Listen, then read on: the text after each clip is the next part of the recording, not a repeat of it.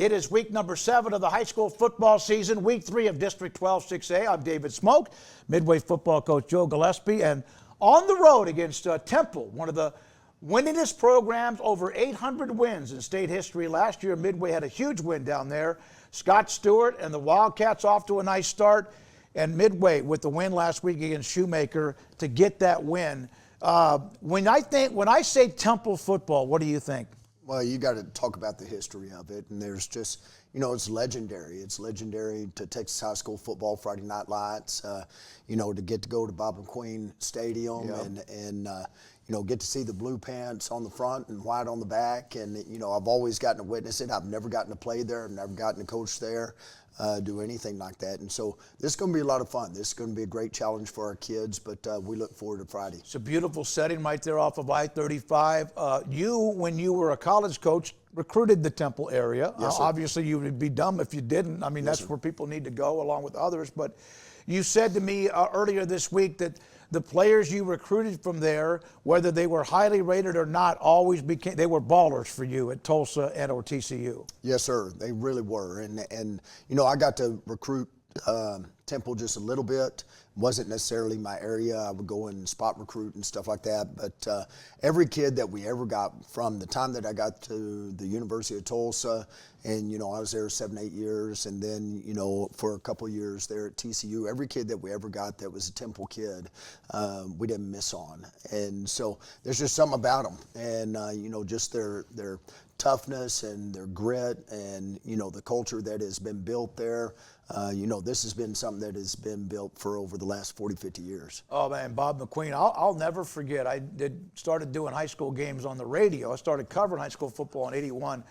1990 started doing games, but when I was doing Lee High School out of Tyler, they went to Temple, and that was the team, I wish I could remember the year, like 92, and they looked like a college. The offensive line, yeah. That's who they were. That's the kind of team. And then obviously Mike Spradlin did a great job there, and then Scott's continued it for almost the last decade. Chad President, their offensive coordinator, when he was at Tulsa, a great player in high school, went to a couple of state championship games. He was at Midway last year. What do you know about Chad President, or what you can tell everybody? Because he's going to be a head coach soon. Yeah, he will. And Chad is a super bright young man. And I say young man, in comparison to me, he's a young man. And, but I had the fortunate opportunity when I was at the University of Tulsa and served as the defensive coordinator. We had recruited, actually, Chad was committed to Baylor, and then Philip Montgomery, who was the quarterback's coach there and offensive coordinator, got the head job at the University of Tulsa. And so we were fortunate enough to get Chad to flip his commitment and go to Tulsa. And so got to know him there. I consider him a dear friend. And, he was a phenomenal athlete that, got kind of plagued with some injuries, with knee injuries and stuff like that. And otherwise, he'd probably be playing in the league right now. But, God had a different journey for him, and he's certainly, living out his passion. They weren't very good last year, and Scott said they're very young, and he said, I'm never going to go through this again. So he's made some changes. Thomas Rocco, the defensive coordinator, too, was a college coach. So they're off to a nice start at 4-1. They beat Shoemaker, who you beat as well. What do you see from them? And what I remember from Chad last year is if they pick up a first down or 20 yards or 12 yards, they're going quickly. Isn't that kind of the thing that tries to wear a team out mentally and physically? Well, just trying to get, prevent, there's a lot of things that they're trying to do, and just keep the tempo going, try to prevent the defense from making any sort of personnel change, anything like that, which is pretty typical. Right. But they're doing a really good job with it. And so, they're very precise in what they do offensively. And of course, Chad has been a part of this offense for a good minute. And so he's got his own, he's tailored it to his thoughts and needs and who he is and stuff like that. But they've done a good job with it so far. You win, beat Shoemaker 27-7. At halftime, what were you saying about your football team?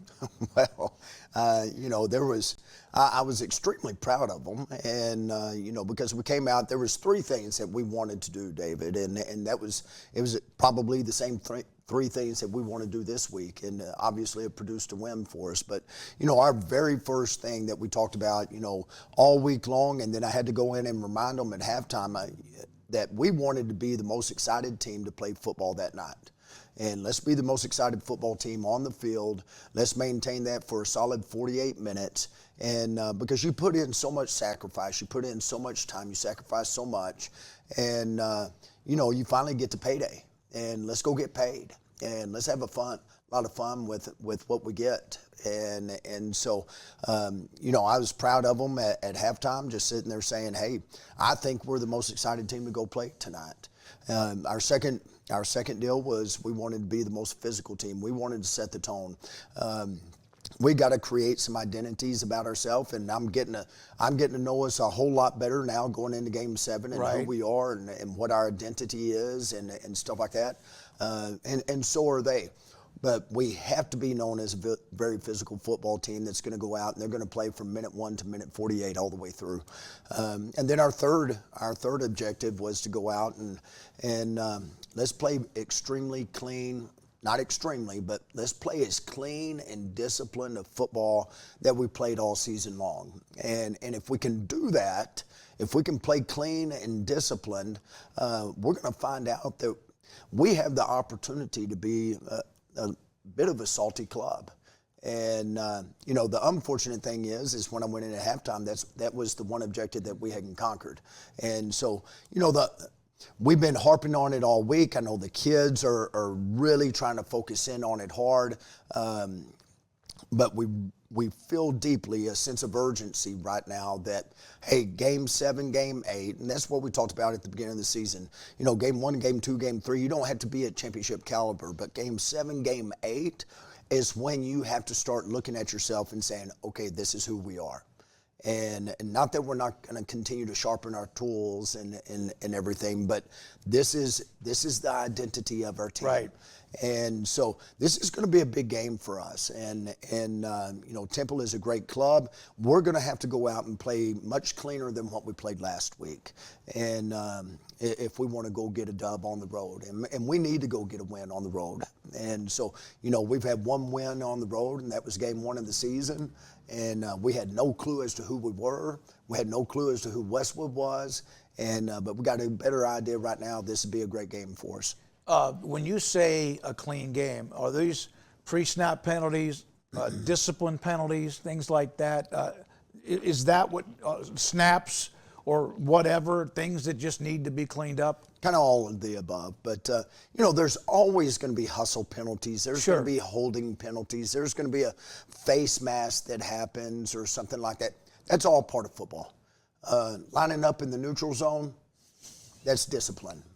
Jumping on, you know, 4th and 1, that's discipline. A botch snap on a crucial extra point, that's discipline. And so we got to be able to do those things and carry them out. If we can go do that stuff, then we got an opportunity to maybe carry this thing for a good little ride. You are the walking wounded. You lost Carlos Talton for a while, and then obviously Tyron Roberts, one of the backup defensive ends. Your offensive line, all three of the interior offensive linemen started, and they had not been starters. Some had played a little bit, but not starters. And so, you know, I mean, you got a lot of things going on, and it says quite a bit about how it's next man up mentality. And it seems like your team's handled that. Sure. And they did last week. But does that eventually wear you down?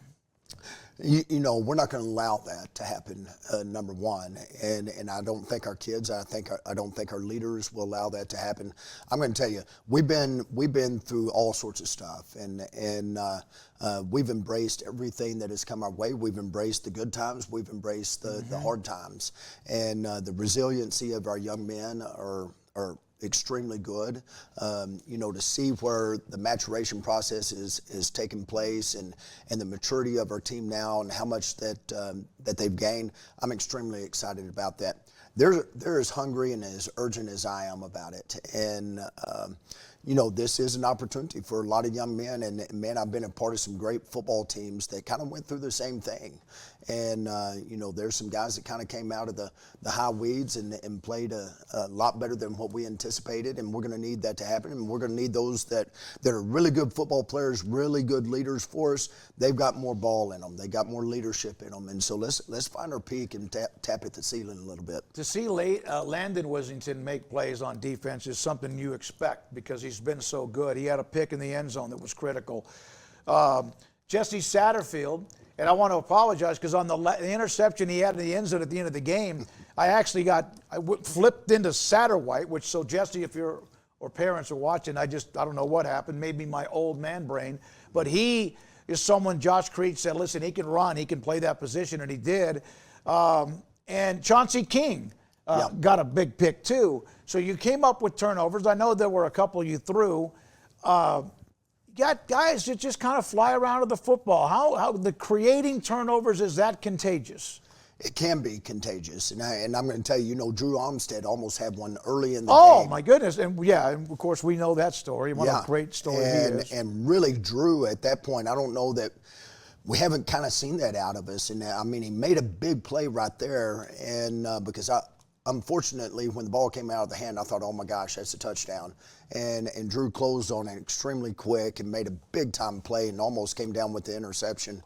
And I'm going to tell you the turning point for us from a defensive standpoint, because I'm going to tell you this was a nip and tuck game. It was a one-score game. And the biggest play that we had from a defensive standpoint wasn't only, I could point out a bunch of things. Landon Wissington's strip interception. Of a 6'6" tight end or whatever. As soon as he went up, I went, oh my goodness, it's touchdown. And Landon has just been phenomenal in the way that he's played and led and commanded and done all those things and never quits on a play. And obviously he didn't quit on that play and came down with a big interception and, got it out. Chauncey King, when he made that interception right there, that was huge. And that gave us an opportunity to go create some separation. And that was right after you had just thrown one, wasn't it? Yes, sir. Yeah. And we had just thrown one, and it was, if I remember correctly, it was 13-7. Yep. This was a game that they were very much still in, and, it gave us the opportunity to go create some separation. I told Chauncey after we scored, I said, that's your touchdown, buddy. Yeah. And that's a big-time deal. How electric was Tyreek Wade, their quarterback? Oh my it was goodness. almost like if you wanted, like the best thing you could have done was make him stay in the pocket. He's got that ability to run away from people, and it doesn't look like he's running very hard. I know he didn't throw the ball great, but and that's what makes them dangerous because he can. Wow. Woo, and the touchdown run. It was so simple. Not that the deep. Yeah. He was really, really good. He was really good. And, his arm is dangerous enough to make you stay honest in the pass game. And then, I grew up in a small town, Stephenville, Texas, and on the 4th of July, the biggest thing that I went and signed up for was two things. I signed up for the arm wrestling contest, and I signed up for the greased pig contest. I felt like I was watching the greased pig contest. Yeah. He was like an electric eel. He was fantastic. We gave the great story about Drew Olmstead, who played lights out in that win against Shoemaker, and he's back again for yet this week too. But Eduardo Longoria, so I'm doing the game. I've got my spotter boards. I talked with you guys during the week, and you had mentioned that maybe his shoulder was close to where he might be available, but you didn't really know. And then tell everybody the story on Thursday when he called you last week, because it was just nice to see him get back in the game. Oh, I'm going to tell you. And I love to talk about our kids. I love to sit there and talk about stories like this. Drew Armstead, we were sitting there talking about last week, and this week we get to reflect back on Eduardo. But Eduardo he broke his collarbone the very first week of fall camp. And this is, a tremendous leader, loves Midway football. He loves this program. He loves, his team and everything. And so from day one of injury with his arm in a sling, he's been in a helmet. He's been out there watching every drill. He's held the chains. He's done everything he could do to help us become a program and have some success. And, he's at every meeting, never late, never anything. So he's a tremendous leader by example. But he went last Thursday and had a follow-up appointment. He was very hopeful that he was going to get released. We weren't 100%. We had been putting him in a little yellow penny for the last couple of weeks and making him run with the ball and do all this stuff, and so that when he got the green light, he was already going to be in shape, but nobody could touch him. Right. And but anyway, he called me roughly around noon, and a little emotional on the phone with excitement, and said, "Coach, I just got cleared. I'm good to go tomorrow night. I'm full go. Here we go."